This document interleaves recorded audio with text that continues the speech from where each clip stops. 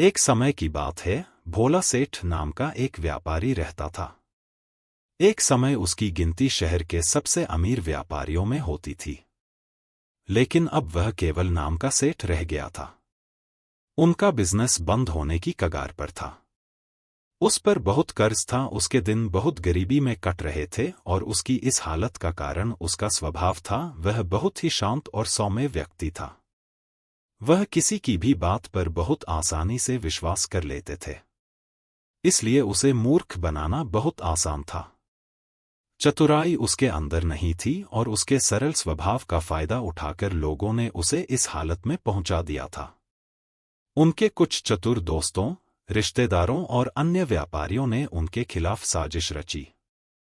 उन्होंने उसे अपनी बातों में फंसाकर ऐसा बिजनेस करवाया जिसमें उसे सिर्फ घाटा ही हुआ।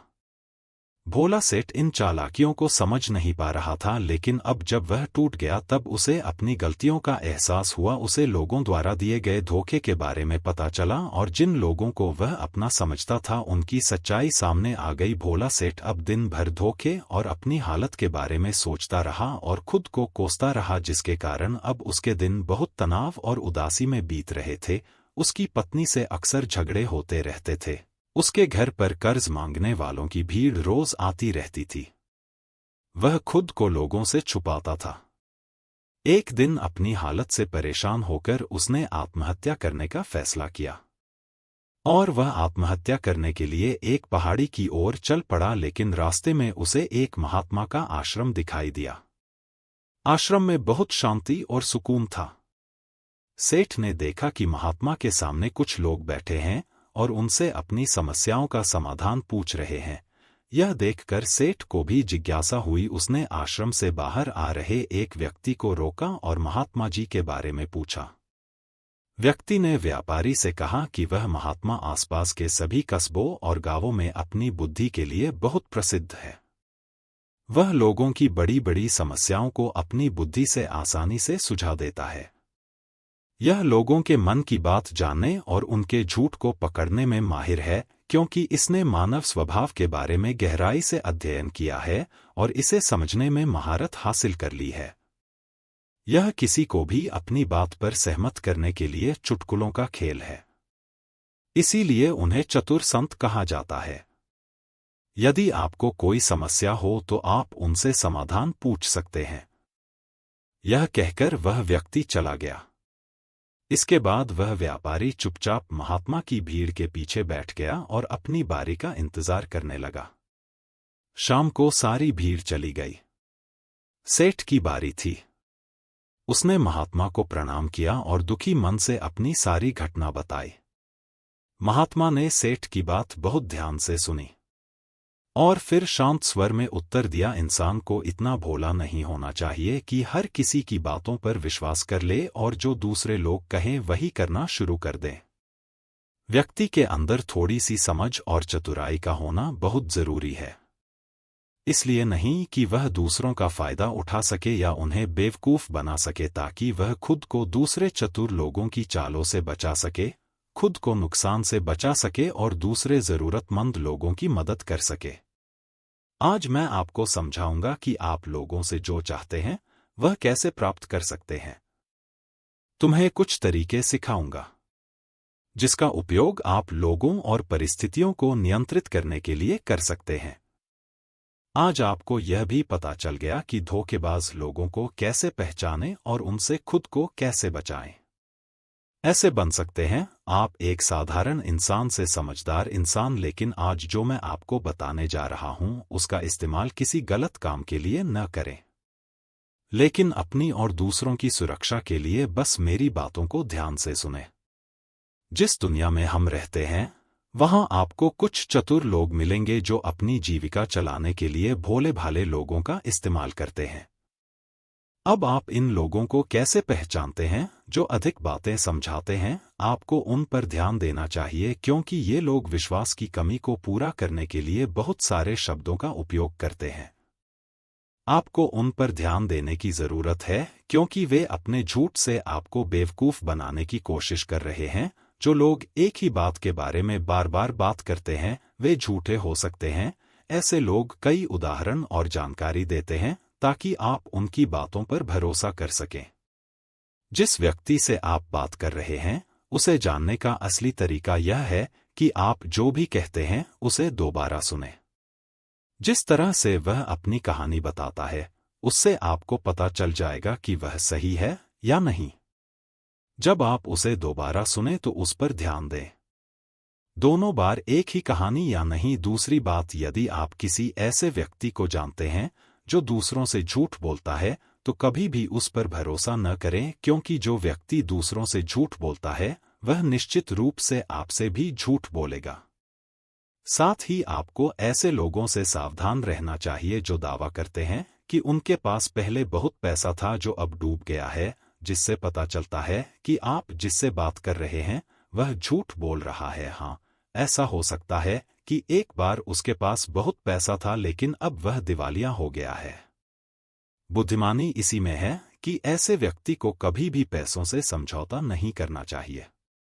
जो व्यक्ति खुद पैसों को संभालने में कमजोर हो, उस व्यक्ति से सलाह लेना बुद्धिमानी नहीं है। आपको अयोग्य लोगों से भी सावधान रहने की आवश्यकता है, क्योंकि यदि कोई व्यक्ति महत्वपूर्ण चीजों की देखभाल करने में सक्षम नहीं है, तो ऐसे लोग अपने व्यवसाय या काम को संभाल नहीं सकते हैं। एक सच्चा समझदार व्यक्ति अपनी जरूरी समस्याओं पर अधिक ध्यान देता है, बेकार चीजों पर नहीं। एक और वांजो व्यक्ति हमेशा अपनी बात दोहराता है और बात बात पर कसम खाता है, वह व्यक्ति झूठा होता है। इसलिए ऐसे व्यक्ति पर कभी भी भरोसा नहीं करना चाहिए। दूसरी बात, अगर आप सोचते हैं कि किसी व्यक्ति के साथ अच्छा व्यवहार करें तो आपको हमेशा अपनी इच्छा के अनुरूप परिणाम मिलेगा, तो आप गलत हैं। आपको एक बात याद रखनी चाहिए कि लोग वही चाहते हैं जो उन्हें कभी नहीं मिल सकता। इसलिए यदि आप ऐसा चाहते हैं, किसी भी काम को पूरा करने के लिए आप उसे बार बार आश्वस्त करें कि आप उसे वह हासिल कर सकते हैं जो वह खुद नहीं पा सका। इसे और अधिक प्रभावी बनाने के लिए आपको 2 नियमों पर ध्यान देना होगा। पहली बात, जिस व्यक्ति को आप अपने वश में करना चाहते हैं, उसे वह दें जो वह चाहता है, हासिल करें। दूसरा, उस व्यक्ति को तब तक देखें जब वह आपके नियंत्रण में आ जाता है। तो देखिए कितना दुख होता है जब आप उसे वह देना बंद कर देते हैं जो वह चाहता है। जब भी आपको लगता है कि वह आपको हल्के में ले रहा है, इसलिए जो आपने उसे दिया था उसे वापस ले ले। यह बात उस व्यक्ति को एक कमी और खालीपन का एहसास कराएगी, जिससे वह आपकी बात दोबारा सुनने को तैयार हो जाएगा। तीसरी बात, जब कोई व्यक्ति ऐसा व्यवहार करता है जैसे कि वह सब कुछ जानता है, तो निश्चित रूप से आप एक ऐसे व्यक्ति से बात कर रहे हैं जिसमें बुद्धि की कमी है। सच तो यह है कि जो व्यक्ति यह मानता है कि वह कुछ नहीं जानता, वह अंततः सबसे बुद्धिमान होता है और जीतता है। यदि आप अपने आसपास के लोगों और स्थितियों पर नियंत्रण रखना चाहते हैं, तो सबसे अच्छा तरीका विनम्र और नम्र होना है। इससे पता चलता है कि आप बाहर के लोगों से झगड़ा नहीं करना चाहते हैं। अपनी शारीरिक भाषा को विनम्र रखें। एक बार जब लोगों को पता चल जाए कि आप बहुत कुछ जानते हैं, आपकी सफलता और विफलता का उपयोग आपके विरुद्ध किया जाएगा। आपकी असफलता पर आपका अपमान होगा और आपकी सफलता पर लोग आपसे नफरत करने लगेंगे। और जब आप लोगों के सामने यह दिखाते हैं कि आप सब कुछ जानते हैं, तो लोगों को समझाने की तरकीब अधूरी रह जाती है। लोग आप पर उनका उपयोग करने का आरोप लगा सकते हैं और वे आपको अपनी योजना के साथ आगे बढ़ने का मौका दिए बिना ही मना कर देंगे। लोग हमारे निर्दोष, अज्ञानी और विनम्र होने के कारण हम पर संदेह नहीं करते हैं कि हम उनसे काम ले रहे हैं। जो व्यक्ति अपनी भावनाओं और जज्बातों को छुपाने में माहिर होता है, वह दूसरे लोगों को आसानी से अपने वश में कर सकता है। जब लोगों को लगेगा कि आप विनम्र हैं और झगड़ालू स्वभाव के नहीं हैं, तो वे आगे आकर आपकी मदद करना चाहेंगे। और शायद तब वे आपको अपने बारे में जानकारी देंगे जिसका उपयोग आप उन्हें नियंत्रित करने के लिए कर सकते हैं। और वे आपको यह सारी जानकारी देंगे क्योंकि उन्हें यकीन है कि आप उनसे नहीं लड़ेंगे। जो व्यक्ति यह मानता है कि उसके अंदर सुधार की गुंजाइश है, तो उसके सफल होने की संभावना कई गुना बढ़ जाती है। व्यक्ति के अंदर विनम्रता इसलिए भी आती है क्योंकि वह सोचता है कि उसे बहुत कुछ सीखना है, लेकिन जो व्यक्ति यह सोचता है कि वह बहुत कुछ जानता है, वह आसानी से मूर्ख बन जाता है। साथ ही एक गृहस्थ होने के नाते आपको इस बात पर भी ध्यान देना चाहिए कि आपका पैसा कहाँ जा रहा है, और उस मेहनत की कमाई को तब तक खर्च न करें जब तक आपको उस पैसे के बदले में वह न मिल जाए जो आप चाहते हैं। इसका मतलब यह है कि अगर आप सामान लिए बिना पैसे देते हैं तो धोखा मिलने की संभावना बढ़ जाती है। ऐसा भी हो सकता है कि अगर किसी ने आपका पैसा पहले ही ले लिया है तो वह अपना वादा नहीं निभाएगा, इसलिए सुरक्षित रहने के लिए उस व्यक्ति को पैसे देने से पहले सावधानी बरतें। जो चीज आप उससे पाना चाहते हैं उसे प्राप्त करें। चौथी बात, लोगों को समझाने का सबसे अच्छा तरीका यह जानना है कि आप किसका मन बदल सकते हैं और किसका नहीं। यह 100% सत्य है कि आप किसी के मन को अपने अनुसार तब तक नहीं चला सकते जब तक वह आपको पसंद न करता हो।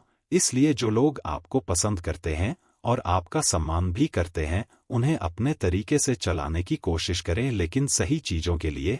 इस बात का ध्यान रखें, यदि आप किसी ऐसे व्यक्ति के मन में हेरफेर करने का प्रयास करते हैं जो आपको पसंद नहीं करता है। अगर आप मुझे पसंद करते हैं तो आपका सारा समय और धैर्य बर्बाद हो जाएगा।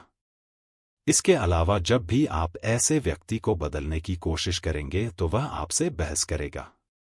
चाहे आप कुछ भी करें, आप कभी भी ऐसे व्यक्ति के मन को नहीं बदल पाएंगे। आपको अपनी बहस शुरू होने से पहले ही प्रयास करना बंद कर देना चाहिए और याद रखना चाहिए कि केवल आप ही उन लोगों को बदल सकते हैं जो आपको पसंद करते हैं और आपका सम्मान करते हैं। इसीलिए यदि आप किसी को बदलना चाहते हैं, सबसे पहले इसके साथ अच्छे संबंध स्थापित करें और इससे दोस्ती करें। इतना कहकर महात्मा कुछ देर रुके और फिर आगे कहने लगे, अब मैं तुम्हें कुछ ऐसी तरकीबें बताऊंगा जिनका प्रयोग करके चतुर और धोखेबाज लोग दूसरों को मूर्ख बनाते हैं और उनका गलत इस्तेमाल करते हैं। पहला तरीका, जब किसी चतुर व्यक्ति को अपना काम निकालना होता है तो वह अपने इरादे पूरी तरह छिपाकर रखता है, अर्थात वह झूठ बोलता है, सबसे महत्वपूर्ण बात छिपाता है और केवल उतना ही कहता है जितना वह चाहता है कि हम जानें। दूसरा तरीका, एक व्यक्ति जो चतुर है, दूसरों को गुमराह करना चाहता है, वह जितना संभव हो उतना ध्यान अपनी ओर आकर्षित करना चाहेगा, क्योंकि इस तरह वह किसी समूह का सबसे महत्वपूर्ण हिस्सा बन सकता है, दूसरे लोगों को गुमराह कर सकता है या अपने फायदे के लिए आपके कमरे का इस्तेमाल कर सकता है। तीसरा तरीका, जो व्यक्ति लोगों को गुमराह करता है, वह अच्छी तरह से जानता है कि लोगों की भावनाओं के साथ कैसे खेलना है। वह अलग अलग मौकों पर अपने लाभ के अनुसार अलग अलग भावनाएं व्यक्त करता है, लेकिन केवल दिखावा करने के लिए। कभी कभी वह बहुत क्रोधित होगा, कभी कभी वह बहुत विनम्र होगा, कभी कभी वह बहुत मिलनसार होगा और कभी कभी वह बहुत उदास रहेगा। जिस व्यक्ति से उसका काम निकलेगा वह उसके साथ वैसा ही व्यवहार करेगा। चौथा तरीका, धोखेबाज व्यक्ति सिर्फ अपने लिए सभी की सहानुभूति पाने की कोशिश करता है। सभी उसे सबसे गरीब समझते हैं, उसे इस बात से कोई फर्क नहीं पड़ता कि आपकी समस्या कितनी बड़ी है। आपको हमेशा यह महसूस कराएगा कि उसकी समस्या आपसे बड़ी है और वह आपसे ज्यादा परेशानी में है, इसलिए आपको उस पर दया करनी चाहिए और उसकी मदद करनी चाहिए। पांचवां तरीका, एक चतुर व्यक्ति जो आपको नियंत्रित करना चाहता है, उसकी अपनी इच्छा के अनुसार आपको यह सोचने पर मजबूर कर देगा कि वह आपके जीवन का सबसे महत्वपूर्ण व्यक्ति है। आप इसके बिना काम नहीं कर सकते, लेकिन वास्तव में ऐसा नहीं होता है। वह आपको सिर्फ यह आश्वासन देता है कि आप उसके बिना जीवन की कल्पना नहीं कर सकते हैं। इस तरह जितना अधिक आप उन पर निर्भर होते जाते हैं, उतना ही अधिक उनका आप पर नियंत्रण बढ़ता जाता है और वे आपसे अपना काम करवा लेंगे।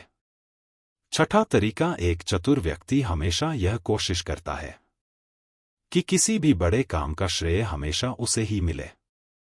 तारीफ तो उसकी ही होनी चाहिए, चाहे कोई कुछ भी करे, लेकिन तालियां सिर्फ उसके लिए हैं। इसलिए वे ज्यादा से ज्यादा लोगों का ध्यान अपनी ओर आकर्षित करना चाहते हैं। अधिक से अधिक लोगों को अपने साथ जोड़ने के लिए चतुर लोग अक्सर सबसे कठिन काम दूसरों को सौंप देते हैं और आसान काम अपने पास रख लेते हैं। लेकिन सारे काम का श्रेय खुद लेने की कोशिश करें। 7वां तरीका, एक धोखेबाज आपका सबसे अच्छा दोस्त होने का दिखावा करेगा। वह दिखाएगा कि आपका उससे बेहतर दोस्त नहीं हो सकता। इस तरह से आपके सभी रहस्य जानने की कोशिश करेगा और गलत पर समय वह उनका उपयोग आपके खिलाफ करेगा। इसलिए अपने रहस्य बताने से पहले 10 बार सोचें, क्योंकि दुनिया में सबसे खतरनाक चीज एक धोखेबाज दोस्त है। इसलिए यह पहचानना सीखें कि कौन दोस्त है और कौन नहीं। 8वां तरीका, अधूरी जानकारी दें। एक धोखेबाज व्यक्ति आपको केवल उतनी ही जानकारी देगा जितनी वह आपसे जानना चाहता है। कारण, क्योंकि वह चाहता है कि आप सिर्फ ये बातें जानें। वह कभी भी आपके साथ पूरी बातें साझा नहीं करेगा। वह सबसे महत्वपूर्ण चीजें छिपाएगा ताकि समय आने पर वह उनका उपयोग कर सके और सारा श्रेय ले ले या अपना काम पूरा कर ले। 9वां तरीका, एक चतुर व्यक्ति कभी भी अपनी बात पर कायम नहीं रहेगा। समय आने पर वह अपनी बात से मुकर जाएगा। इसका कारण कुछ भी हो सकता है, या तो वह चाहता है कि आप ऐसा न करें, या वह जानबूझकर ऐसा कर रहा है। यह उसकी मंशा पर निर्भर करता है। 10वां तरीका, वे ऐसा दिखावा करते हैं जैसे उन्हें कुछ भी पता नहीं है। वे सबसे निर्दोष हैं, हालांकि उन्हें उस समय उस घटना के बारे में सब कुछ पता है, लेकिन फिर भी वे आपके मुंह से सब कुछ सुनना चाहेंगे, क्योंकि कल को अगर उनके मुंह से कुछ ऐसी बात निकल गई जो नहीं कहनी चाहिए थी, तो वह आपका नाम ले सकते हैं कि उसने मुझे बताया, या वे निर्दोष बने रहें ताकि वे अपनी जिम्मेदारियों से बच सकें। जितना उन्हें मिल सकता था उससे अधिक काम के बोझ से दूर रहें। वे जानबूझकर ऐसा करते हैं ताकि कोई उन पर ध्यान न दे और वे महान चीजों से बच सकें। 11वां तरीका, दूसरों पर उंगली उठाना या दोष देना। एक चतुर व्यक्ति हमेशा अपने हाथ खाली रखना चाहेगा, अर्थात उसे कोई कड़ी मेहनत या अधिक जिम्मेदारी नहीं निभानी पड़ेगी। इसलिए मैं दूसरों पर उंगली उठाता रहता हूं कि मुझे यह काम ठीक से नहीं आता। वह इस बात को भली भांति जानते हैं। यह दूसरी स्थिति यह आती है कि कहीं न कहीं उनकी पोल खुल जाती है या इज्जत सामने आ जाती है। फिर भी वे अपनी गलती का दोष दूसरों पर मढ़ देते हैं। 12वां, एक धोखेबाज हमेशा झूठी तारीफ करेगा। वह केवल वही कहेगा जो दूसरा व्यक्ति उससे सुनना चाहता है, और वह ऐसा तब तक करेगा जब तक उसका काम पूरा न हो जाए। इसके बाद वह लोगों के सामने उसी व्यक्ति की आलोचना करेगा और उसकी कमी को। 13वां और आखिरी रास्ता बताएगा। वह आपके फैसलों को नियंत्रित करने की कोशिश करेगा। सबसे पहले एक धोखेबाज और चालाक व्यक्ति बनने की कोशिश करेगा, आपका सबसे अच्छा दोस्त और शुभचिंतक। उसके बाद जब उसे विश्वास हो जाएगा कि आपने उस पर आंख मूंद कर भरोसा करना शुरू कर दिया है, तो वह आपके फैसले खुद लेने की कोशिश करेगा। वह आपको यह महसूस कराएगा कि उसने आपके लिए जो फैसले लिए हैं उससे आपको फायदा होगा। समाप्त। चतुर व्यक्ति को फायदा होने वाला है। तो ये थे वो तरीके जिनसे आप लोगों को अपनी बात मनवाने के लिए इस्तेमाल कर सकते हैं और चतुर और धोखेबाज की पहचान कर सकते हैं। उन लोग, आप उनसे बच सकते हैं। भोला सेठ को सभी उत्तर मिल गए। उन्होंने महात्मा को उनकी बहुमूल्य जानकारी के लिए धन्यवाद दिया और अपने घर वापस लौट आए।